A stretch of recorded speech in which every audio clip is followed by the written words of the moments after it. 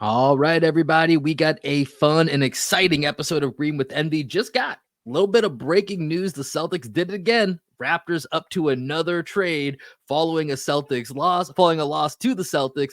Plus, we're going to take a look at some of the rumors swirling around the Celtics on the trade market. And then we're going to go into a little bit of we're not going to quite hit a coach's corner here with Adam, but we're going to look at some of the zone defense the Celtics have been playing over the last couple of games. All that and more coming up next here on Green with Envy.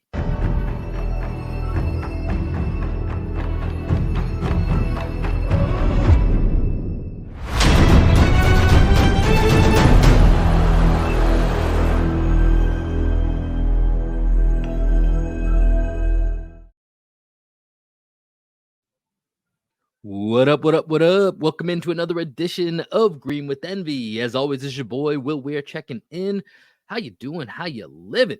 Joining me today, my podcast and cousin from across the pond, the lead writer for Celtics blog. He's the leader of the Taylor gang. It's Adam Taylor. What's good, Adam? Yo, what's popping, my guy? How's it going? It's going good, man. We had a whole plan of, what we wanted to come in and talk about today. And of course, as it is around this time now, as we're just a few weeks out from the NBA trade deadline, we got some breaking news about an hour and a half before we came on. But real quick, before we get to that, wanted to give some quick love to all the members that are in the Green with Envy Discord page. If you guys want to join along, we had a great conversation with Richard White. We mixed in some of our Discord questions on that podcast, whether you listen to the audio or on the YouTube version. We mixed in some of our thoughts. So if you want to join, you want to be a part of the fun, you want to be part of the show, go to the Discord link in the description, wherever you're listening to this. Doesn't matter where you're listening. Go to the description. You'll find that. And then as a new addition to what we're offering here with Green with Envy, Adam, talk to us a little bit about some of the memberships that you can get on YouTube with us right now. Yeah, I mean, so we set this up today. It's very new. It's going to evolve. It's fluid, as I like to say with these things whenever they're new.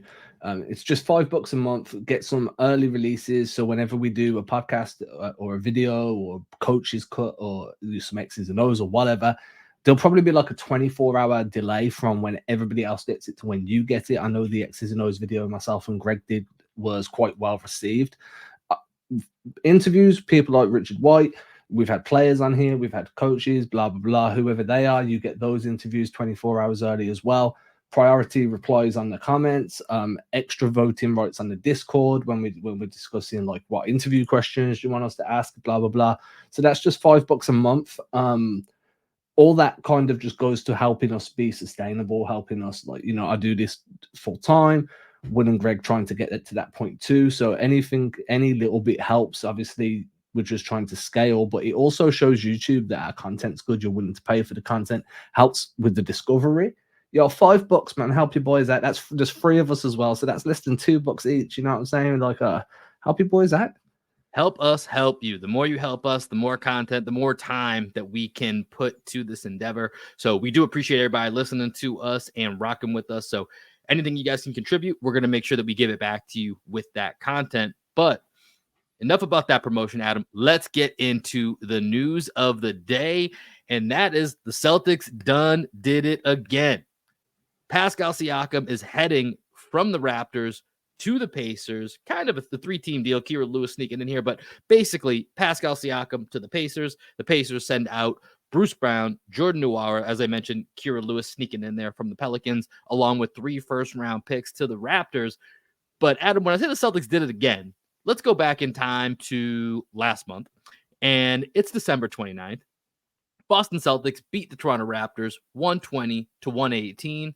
December 30th, Og Anunoby sent to the Knicks in return Emmanuel Quickley and RJ Barrett.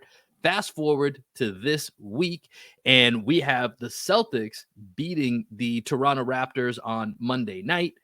And then we have today here on January 17th, Pascal Siakam heading out to the Pacers finally in the trade that I just talked about. Give me your first reaction here. Siakam to the Pacers. Do you think anybody won or lost the trade, or how do you think this move affects the Celtics?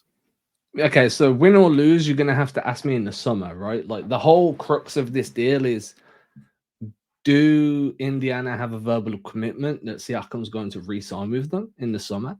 Because, okay, out of those 3 first-round picks, one of them's coming from New Orleans, so that makes it a little bit more palatable. But giving up 2 firsts plus 2 players to get a guy for the next 5 months when you're not a contending team, like even with Siakam, the Pacers are good, but they're not at the Celtics level, the Bucks, probably not at the Sixers either.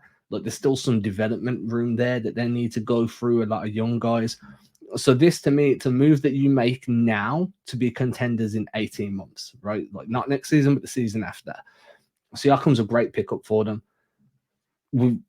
I'll have an opinion once I hear that he's signing an extension or he's opting out and then he's just re-signing a max deal in the summer. So until then, this is a risk. It's a roll of the dice, right? I think Indiana become a lot more difficult to deal with. That front court's quite tough now. How's that going to look at times? So it's going to be like Halliburton, Nembhard. Then it's going to be like what? Who Buddy Hield. I mean, they got Buddy Hield. They've got Mathurin. You know what I mean? I mean, they didn't have to give up. I mean, so here's the one thing that I'll say. So the draft equity, if you're a Pacers fan, that's the scary part, right? Yeah, because I think the future. Because I think the Bruce Brown element of this, I love Bruce Brown. We, Dorchester boy, Boston boy, like we love Bruce Brown, but they gave him an inflated contract to hit the salary floor so that, that was always meant to be kind of, a win-win for both of them, right? Like Bruce Brown helps them be better in the short term, and Bruce Brown gets paid, and he's kind of a trade chip because he's got a team option on that next year. So he was never going to be a long-term Pacer solution with I think his contract was around, $22 million, whatever it was at, right? Like it was a little bit inflated for Bruce Brown's value. So the fact that Indiana got this deal done, the draft equity is going to be scary, but they didn't have to give up Nembhard. They didn't have to give up Jarris Walker, who hasn't really played much, but I know that apparently they seem to be very high on long-term. They still have Buddy Hield as a guy that's valuable for them in the short term, and they could still move him before the deadline. That's another name. They kept Miles Turner. They kept a lot of their main pieces in place. And, I think for me, like you said, the winners of this are only going to be determined if Pascal's sticking around Indiana. If he's a 1-year rental, it just isn't. It's going to look at as, I don't know if it'll be a disaster, but it's not going to be a great deal for the Pacers, the fact that they lost this draft equity, although some of that is in a draft that right now is not considered to be strong. Now we'll see. Time will always tell whether or not a draft is strong, right? So, but I think if they end up losing Siakam, it's going to be tough to say they won this trade. But in the short term, just looking at this year, when I look at it from a Celtics perspective, the one thing this changes for me is that I think, when you look at 4 through 8 in the East, it's pretty clustered. And if the Celtics keep that 1 seed, there's 3 seeds that you really got to be looking at. And that's the 8 seed and the 4 and the 5 seed.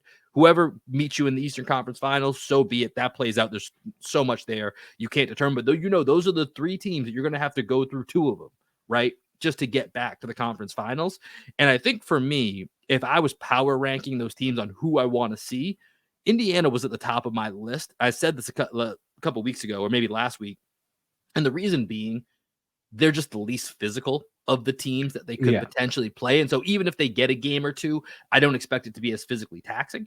You throw Pascal Siakam in the mix, and now you have different lineups where they can theoretically put Siakam and Aaron Nesmith, who's going to be a gnat that entire series if that does come to fruition. And you can put the 2 of them on the Jays. And that's a lot tougher than what they had to offer before, right? Even with Bruce Brown as a good defender, size-wise, the Jays, I think, are just going to be a little bit overmatched for someone like that. With Siakam, he's going to make them work on the defensive side of the ball more than Bruce Brown would as well. So I think with Siakam, it maybe pulls them out of that number 1 power ranking spot for me on who I want the Celtics to face.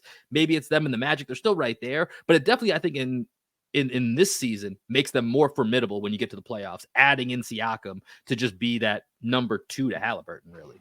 Yeah, I mean, for me, it's like the way I look at it is they've added a champion, and we've seen what adding a champion has done for Boston this year in Drew Holiday. The difference is no one else on that roster really has playoff experience, right? Mm-hmm. So I'm not too, and Tatum has a pretty good track record of getting the better of Pascal Siakam. Like Tatum seems to do really well there.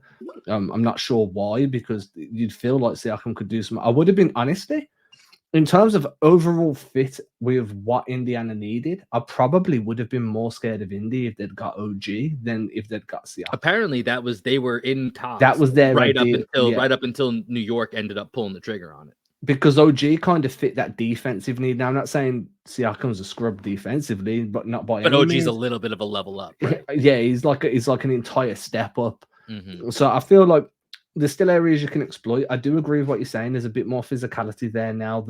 They can go to the post and feel very confident with a 5-out with Miles Turner on the perimeter, and you can run some stuff there. Rick Carlisle's, in my opinion, a future Hall of Fame coach. He's one of the. There's a lot there to like if you're a Pacers fan. There's a lot there to be like, dude, I probably not want to see this team in the first round. But at the same time, this Celtics team have so much playoff experience between them as individuals and as a collective that they should be able to find ways to be a young Pacers team with or without Siakam. Now, the value to Indiana is if you don't end up facing a Boston in the first round, you're probably going into the second round. There's not going like Milwaukee. You're in a lot better shape, anyways. Yeah, right? And they already Milwaukee will be seem a to problem have for them. Milwaukee's number. They've already. Yeah. I mean, they've played. I mean, they were what 4-1 in 5 games against Milwaukee. But how much does having Siakam in that starting 5 alter the pace that they play at, the tempo that they run? So that's you know what I'm saying? That's kind of a weird piece to this, right? Is because they play so fast, and that's not really Siakam's game. Yeah, but on the flip side, we know it always slows down the playoffs, right? And so when it does slow down, I do think it gives them a different option where obviously with Tyrese Halliburton, you want him to have the ball the majority of the time. But when he's on the bench, now Siakam can kind of be, instead of going to TJ McConnell, which, shout out to TJ McConnell. Like that, TJ McConnell is what TJ McConnell is. And, we even saw that he, inspired them in a, second half victory against the Celtics a few weeks back. But having Siakam as your lead ball handler with your second unit, that's a massive difference. And now if you do get caught up in the half court, you're going to have options where you can say, Tyrese can be a spot up shooter at times. And now you got Siakam where he's got Halliburton, Hield, Mathurin, Miles Turner, guys that can kind of spread out, and you got Siakam plenty of room to roll to the right as he does every time, or spin to the right. You know what I mean? You get more room for him to be able to do that. So it does it does give them more options, but you're right, especially from a regular season standpoint, it's a weird fit with the pace they play at versus the personal pace that Siakam goes to. Yeah. And it's like, okay, so you can still make it work, right? You can have Siakam operate as like the trail man. So everybody still sprints out. You have Siakam coming up the floor last, coming like cutting straight down the middle of the floor, coming off a slice screen or a wedge screen into the post. There's a lot of ways that you can negate Siakam playing with that personal pace. But for me, again, I think that what made Indiana such a tough matchup for Milwaukee was the fact that they could run them off the floor. Yeah. You know what I mean? Brook Lopez is pretty old now. He's not as quick as he used to be. If you're getting down the court before Lopez can get back and recover, there's not really any rim protection there. You know what I mean? You're only dealing with one rim protector in Giannis, and you can kind of... And you overextend him because if you're in transition, right, he's either running out to a corner or, there's not that same ability to recover. He can't, like, because if he comes to close out in the rim, you kick it out. If he closes out to the corner, you finish at the rim. So that was always, to me, one of their biggest kind of like aces in the whole type thing. You know what I'm saying? Like, we can just outpace you. We're younger, we're faster, we hit better. Like, we've got really good perimeter shooters. We've got arguably the best playmaker in the NBA right now. I'm sure Luka fans would have something to say there. So for me, that's the biggest issue. Now, can Siakam kind of negate that by being somebody that gets up the floor and then sets a secondary screen to release a shooter, and you manipulate the defense that way? We'll have to wait and see. But for Boston, this changes nothing, dude. Yeah, I don't think it changes much either. Like I said, it just becomes now I might flip them with the Magic in my power rankings. And let me ask you, would you agree right now? So let's say the Celtics, which is no guarantee they hold on to that 1 seed, but they got a 3-game lead right now. So they hold on to that 1 seed. Out of those teams that are likely to be in the playoffs, that are all, it's so clustered, there's no way to predict right now between 4 through 8. And I'm talking specifically for those of you listening about the Cavs, the Heat, the Pacers, the Knicks, and the Magic. There's 2 games separating all of them, 4 through 8. Who would you rank as the number 1 team that you'd want the Celtics to see in that first round? Probably still the Pacers. Still the Pacers. Yeah, it's between Pacers and Magic for me. I want to see what this looks like first, but I do think that this makes Indiana. It was an easy Indiana for me before, just because of the physicality level, which I still think, to your point, I still think it's going to be a little bit lesser than some of these other teams. And with the Magic, it's more just a play on, you mentioned the Pacers don't have much experience. The Magic have zero, right? Yeah, the only difference is you say that the Pacers have Milwaukee's number. I feel like the Magic don't really have Boston's number, but if there's a team that plays you close every game and they know how to kind of get you out of rhythm and get you out of your sets, Orlando to me is like baby Miami. For sure. And 100%. And it's the way that's the way that they're trying to mimic playing Boston. It did feel like it, when was it? I think it was in December, maybe. I'm pulling up the schedule here. When the Celtics had Orlando, mid-December, when the Celtics had them back-to-back at home for those baseball series and beat them 128-111 and then 114-97. Those games to me really felt like the Celtics were like, enough of this shit, right? And like we're done with this. And I don't know that it will stick, but because of how young that Magic team is overall, I feel pretty good about that series. And the biggest difference being that as good as Paolo is, Halliburton right now is already in like a top 15 level type player for me, right? Yeah. So I think that's scarier. And then you add Siakam, whereas before, like you could make the argument Miles Turner is the second best player on that team before today. Now you're adding Pascal Siakam, who, he's not going to make the All-Star team this year, but he's an All-Star caliber player. He's an All-NBA caliber guy. That's what I'm saying. Like, I mean, that's a different tier of a number 2 guy versus Miles Turner being your number 2 or waiting for Mathurin to mature into whatever he'll be. You know what I mean?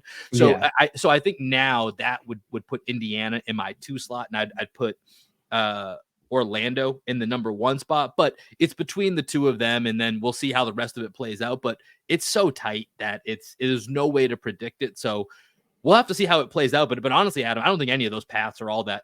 None of them I would label as super easy. So it's not going to be that great of a difference, regardless of who it is. The team I want to avoid the most is the Knicks.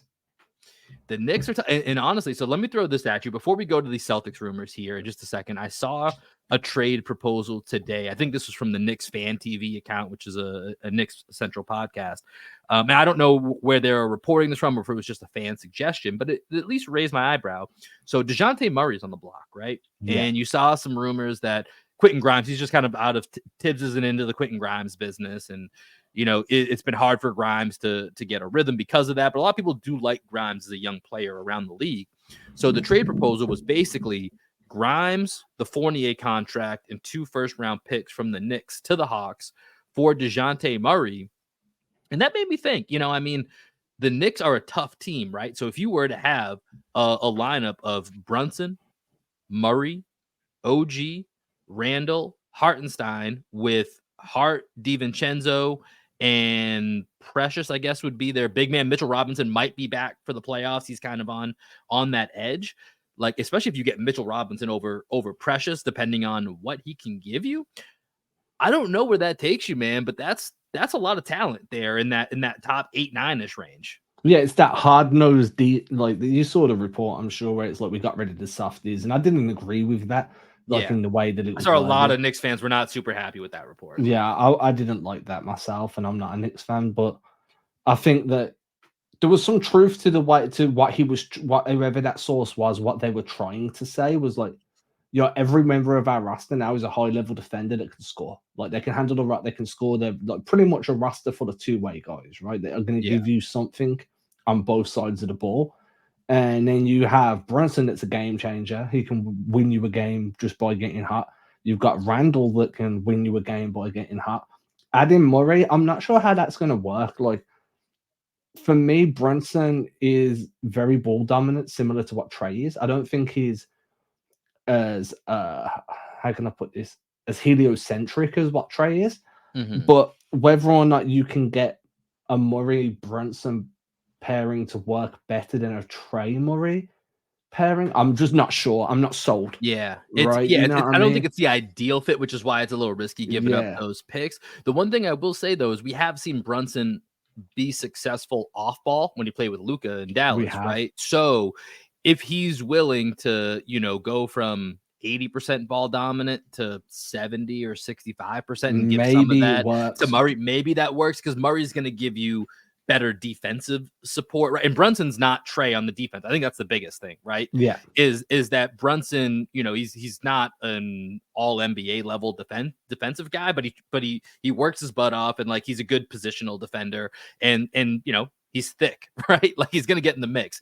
So, I think with that, it may, I wouldn't say it's the most ideal pairing, but I think just from a talent play, that's an interesting potential trade that could play out. And then once again, like you said, that shifts how we feel about potentially playing the Knicks. But let's transition here, Adam. Let's start to go to some Celtics specific rumors.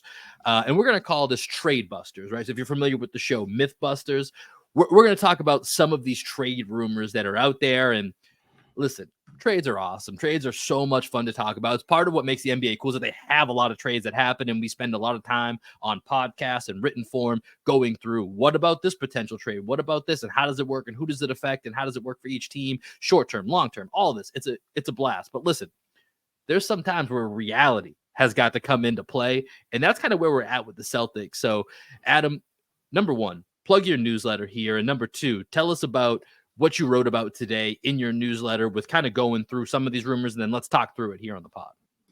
Yeah, I mean, so I keep starting with so the newsletter is called Celtics Film Room. At the moment, it's completely free. It's going to stay that way for a while. Whether it stays that way forever, I don't know. Today, CelticsFilmRoom.com. It's going to be linked in every episode moving forward, right below the Discord. We'll plug it frequently, I'm hoping. Today, started off just, sifting through the Boston Celtics trade rumors before the deadline.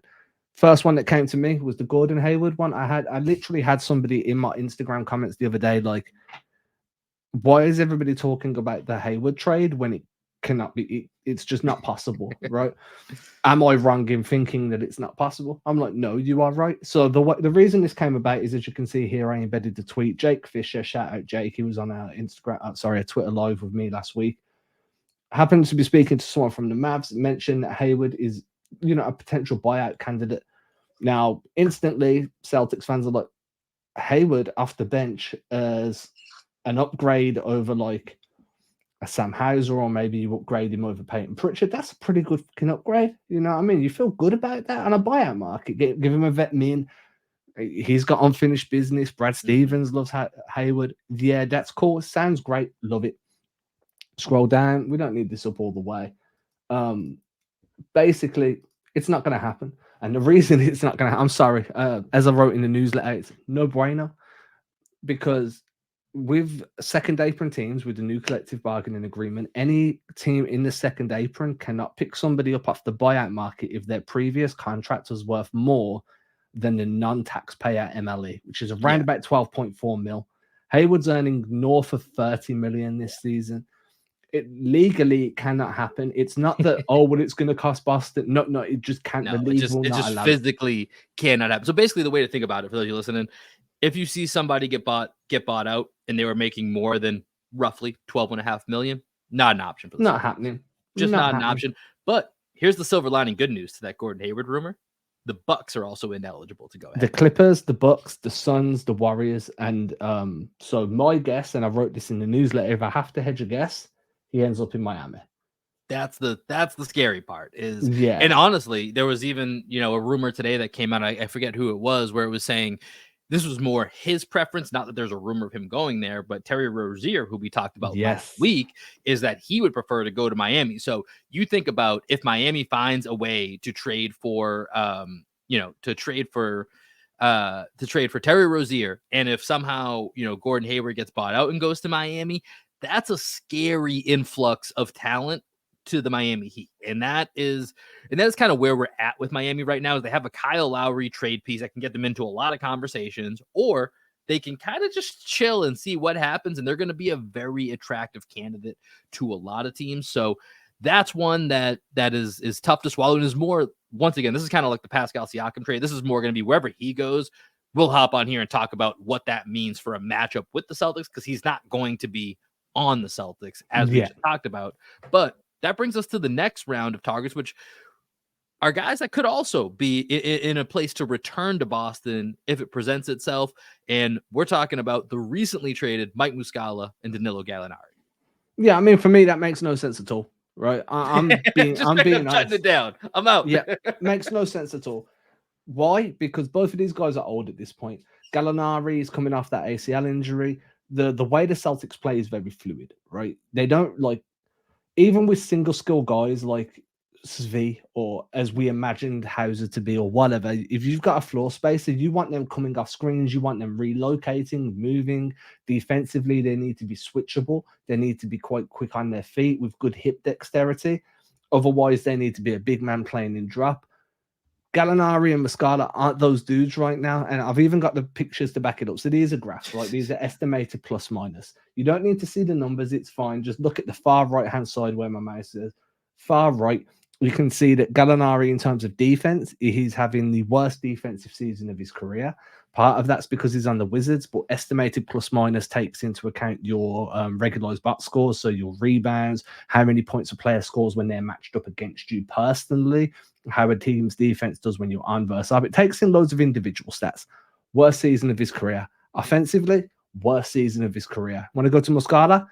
Second worst season of his career. Only the time worse than that was 2014. Offensively, worst season of his career. Why on earth are you going to go? It's all name, no game. You know what I'm saying? Yeah, all the gear, no idea. Sure. Like, I'm not there with it. I just don't think it makes sense for Boston. I don't think it makes sense for either of these guys. No, no. So here's where I'm at. Moose, I'm with you. Listen, Moose, it was fun having you here last year. I'm not in the Moose business. I'm out of the Moose business. There's nothing there for me. Gallo, I mean, here's the thing. I wouldn't trade for Gallo, but if Gallo was on the buyout market and he's going to sit at the end of the bench as kind of a keep rehabbing, let's see what this might look like, I wouldn't be opposed to this. And like you said, he's having the worst year of his career and he's shooting the ball horribly across the board. And some of that's to be expected when you're 34 coming off an ACL injury, right? Like that's notoriously kind of a career-ending injury. Even look at a guy like Kobe, who's, this is a far different level, obviously, but right after Kobe tore his ACL, there was no getting back to the Kobe Bryant level that we were all used to.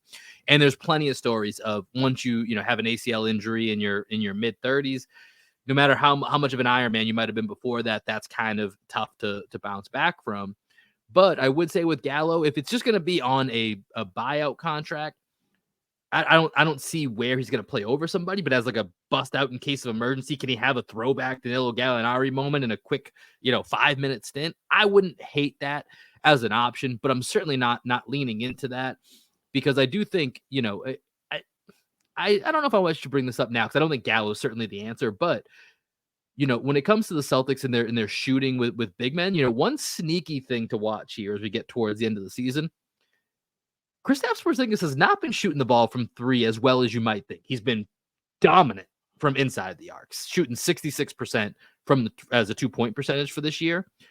But do you know what his 3-point percentage is off the top of your head here, Adam? Around about 32-33%. Yeah, it's right in that 32% range. So first 10 games of the year, he was just under 41% from 3-point range. Over his last 20 games played, he's just under about 29% from three.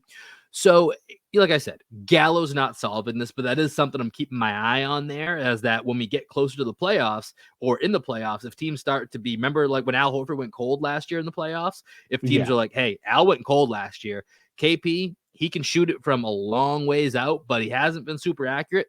Let it fly. Let it fly, big fella. We're going to make you make it. And, that could be an area where the Celtics look a little vulnerable if that shooting doesn't turn around. Once again, I'm not in any way saying Gallo solves this, but he is a guy that has a proven track record of being a good shooter, having a down year off the injury. If he's on the back end of the bench and you're continuing to rehab him and hoping that you literally get one moment from him, I don't hate that, but I also am not counting on that. Yeah, my outlook on it is if he's on the end of the bench, not getting any minutes, and then all of a sudden you throw him into a playoff game, and you're like, hey, no pressure, but we kind of need you to be old Gallo. Like, to me, that's not going to work. Yeah, right? of course you have to build him in, but it's a little bit of like rehab. He plays a little bit here. Yeah, I get what you're saying. You find ways to build it up to that, but it's gonna have to be, game 5, round 2. Shit, man, we need someone to stretch the floor for a couple minutes. That's a little bit bigger. Yeah, and this will get to a conversation we talked to. As the Celtics play more zone for a guy that's not going to be able to defend one-on-one all that well, maybe that zone helps cover him up for that 3 to 5 minute stretch where you hope to get 2 made 3-pointers out of him or something. Now, I don't know. It's like I said, this is a break glass in case of emergency situation. So this is not something that I'm in any way advocating for, as this is going to be what saves the Celtics season in case things go haywire. To be fair, anyone, and I wrote this in the newsletter, anyone from 9 through 15, they're all break glass in case. Exactly. If you're relying on one of those 9 through 15 guys consistently, something went wrong. There's an injury or an issue somewhere, and everything's fucked. And now you're relying on somebody that is just at the back end of the rotation. That's just the nature of an NBA roster, especially a contending roster where the talent level's at the top, and then it's very top heavy and it starts to whittle away.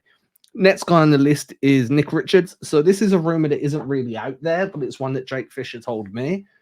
Nick Richards, I think he's 4 or 5 seasons. I've wrote it down. I don't know what I'm trying to guess when it's right here in front of me. He's in his 4th season in the NBA, 26 years old, started 18 games for the Hornets this season. For me, doesn't really make sense again, as he is an interior guy, but I do like the fact that he comes off the bench, can give you double-digit rebounds, double-digit scoring on the interior, get double-double performance off him off the bench. The one thing that I kind of questioned was, where does he stand next to Luke Cornett in terms of production this season? So this is the top one's offense, bottom one's defense. As you can see, Richards is in green. So Richards is below Cornett in both offense and defensive production this year. Again, part of that may factor in that he's on a worse team. There's not as much spacing on the Hornets, with Melo being out for a long time. And, they're trying to integrate Brandon Miller, who's a rookie and he's learning, but the spacing isn't there. Maybe Richards would thrive more with the spacing in the dunker spot of Boston's system. But for me, you're going to have to give up assets to get him. Luke Cornett's already doing a better job in that situation that he's in right now than what Richards is doing in his current situation. I don't see why you give up assets for when there's a chance that he's just not as good as what Luke Cornett is. I know there's a lot of Luke Cornett haters out there. I am not one of them. Not here. I'm not in on it. I'm not in on it yet again. Nope. Yeah, I'm with you. I just don't think it's going to be any like Luke Cornett has, number one, the vibes, and number two, he knows the system. He knows, and Luke has such a high IQ that, I feel like that gets overlooked sometimes because you just don't see this crazy athleticism out of him, even though he's athletic enough, right? For the role that he plays. So I'm with you. He does, from a Nick Richards standpoint, he does fit into that Grant Williams TPE, which I think could be an area the Celtics go to, but where the Celtics are going to be in the future, so restricted due to the CBA with what moves they can make. I think even sending out a 2nd round pick to bring him in, because you have to send something with that TPE out, right? So it would probably be a 2nd round pick, or maybe they would just take a Banton or a Stevens or someone that's not really playing on the back end of the bench. But likely the Hornets are going to want something in return, like an actual asset, which would be a 2nd round pick. I'm not sending out a 2nd round pick when I have the same production or same equivalent levels of production with the guy that's very familiar with the team, knows his role, and has been performing well all season. I'm sticking with Luke. And has more height and more length. Yeah, I just don't see that being something that makes... Nothing wrong with Nick Richards, but I just don't see that making a ton of sense. What was the next one? I know you had at least a few more on there. There was one more on there, which was John Conchal, which is the guy that's kind of been longest rumored to the Celtics for the longest amount of time. This one came back in November. Yep. So we're really in the Wayback Machine here, going back a few months in time. And I'm gonna be honest, man. I don't know much about John Conchar. I don't watch. Like, if I'm watching the Grizzlies and they get to a point where they're playing Conchar for significant minutes, my job is done. I don't need to see no more. Yeah. I don't give a fuck about what their like deep bench is doing. So, my honest opinion is I have no opinion. If he comes, he ain't gonna play. If he doesn't come, he's probably what's not. his role? That's my thing. Yeah. And like I know a few people have mentioned Conchar, but like I think a lot of people do kind of what Joe Mazzulla said about Sam Hauser, where he's like, I'm just gonna say it. People think they can go at Sam Hauser because he's white, right? Like I think John Conchar is kind of the reverse white stereotype. People think he can shoot just because he's white. Dude can't fucking shoot. Dude shot over the last 2 years, 33.9 last year, shooting 29% this year. Like I don't. And the worst thing is, like, what you would have got Conchar for in November compared to now, with all the injuries that have happened, the way that they're tanking, Memphis are probably like, yo, let's just force feed these lower tier guys, like lower tier in their roster is what I mean. Let's force feed these guys loads of minutes and see if any of them pop. See if we can like develop one into an extra rotation piece for next year. All of a sudden, Conchar might be valuable to you. Now, are you really going to give him up for that seconds, or do you want 2 seconds because you had plans to try? You know what I'm saying? Yeah. I'm a no. I'm a hard no on Conchar. I've never understood the Conchar rumor. I know I saw some people kind of were into it. The little bit that I know of John Conchar, like you, I'm not super familiar with Conchar's game because why would you be? Exactly. Like there's not like a ton to John Conchar, and it's like we already have Sam Hauser, who's a better version of Conchar, and we have Svi Mikhailuk in house. And you know, from what I've seen, if we need Svi to be an emergency Sam Hauser replacement, I feel fine with that. I don't got to give anything to get him. He's already here. So you know what I mean? Like why am I going to get Conchar? What's he adding? He's not going to be, to me, like you said, it really matters your top 8 to 9 when you get to the playoffs. Anything else is just like a break in case of emergency, or you're trying to fill or buy time here and there for little small stints. That's his best case scenario, is he's in that 9 to 15 trying to buy time here and there. So Conchar, I don't see the appeal. Never have. That's a no-go. That's it. We're busting all those trade rumors. So I know you guys want some excitement. I know everybody likes hearing about different trade rumors. I think it's going to be a pretty quiet season for the Celtics, and I'm okay with it. I think if something falls in their lap, Brad's going to be active if and when that happens.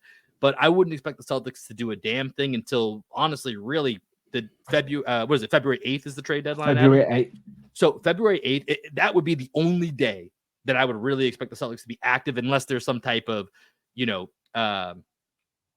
salary type moving on the back end or something like that. But nothing that matters as far as the actual basketball on the floor, unless maybe something falls in their lap based on what's happening elsewhere on February 8th. So stay tuned. We will